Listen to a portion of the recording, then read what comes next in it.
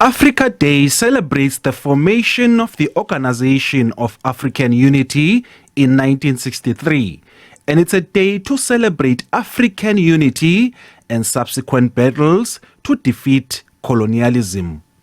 All what we have been doing since independence, since the formation of the OAU in 1963, is an attempt to establish an African regional community, a pan-community, which when examined from a comparative perspective is actually an impossible mission. Pan-Africanism is widely recognized in Africa as an ideology, a movement aimed at decolonization, unity, and the renewal of our continent, as we heard earlier from our chair. However, it is important to know that such pan movements, also referred to as macro-national movements or macro-nationalism, did not originate in Africa. These movements emerged in the 19th century and can be found globally, taking various forms. Says 65% of the AU budget comes from non-African donors.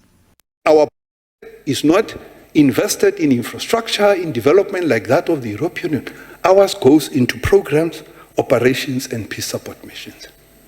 So the African Union doesn't have own resources to fund cross-country infrastructure. African Union can fund the Inga Dam, can fund the Cairo to Cape Town route and all. It can't do that. It doesn't have the financial instruments to do that. But the European Union can.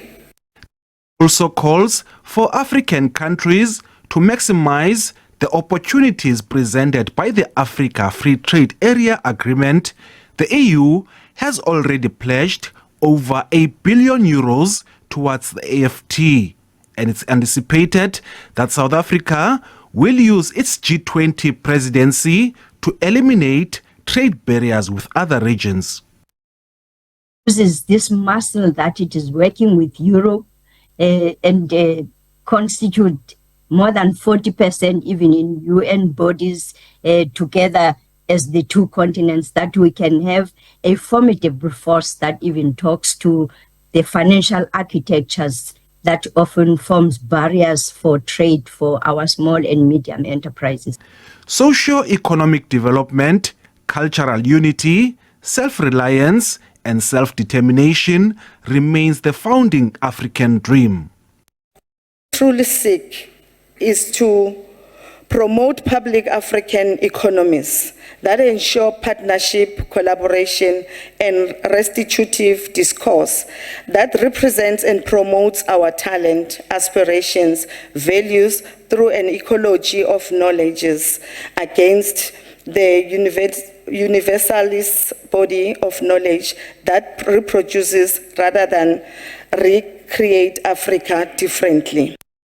The other pressing 2063 African Union agenda is to bring prosperity to the African people and eliminate hunger, poverty, and end wars. Ulelani Philip, SABC News, Parliament.